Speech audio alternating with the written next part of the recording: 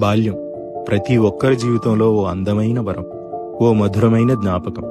తెలిసి తెలియని వయసులో మరిచిపోలేని ఆనంద క్షణాలు ఎన్నో.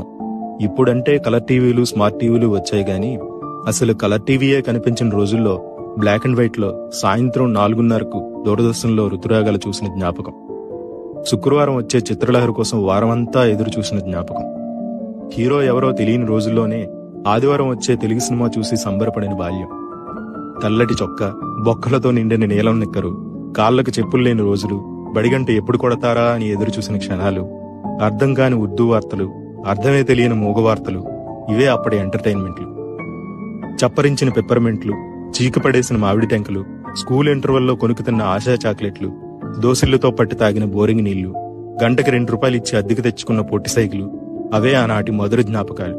ప్రతి ఒక్కరి జీవితంలో ఎప్పటికీ మర్చిపోలేని మధురమైన క్షణాలు. ఇప్పుడు టెన్షన్లో పడి మధ్యాహ్నం ఏం తిన్నామో కూడా గుర్తుండని దౌర్భాగ్యపు రోజుల్లో మనం ఉన్నాం.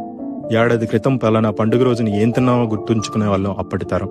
గతం ఆస్తి, జ్ఞాపకాలే ఆస్తి అనుకునే ప్రతి ఒక్కరికి ఈ చిన్న వీడియో అంకితం.